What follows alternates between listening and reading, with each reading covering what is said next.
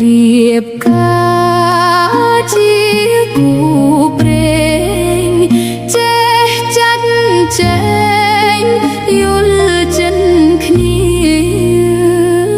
កុំបង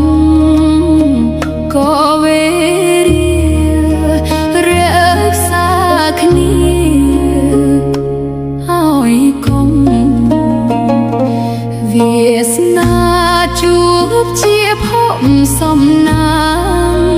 កុំកោងកាងជួយបំណ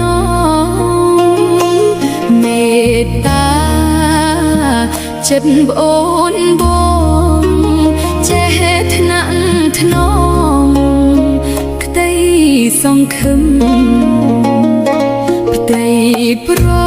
ពន្ធចេះអត់ធ្មត់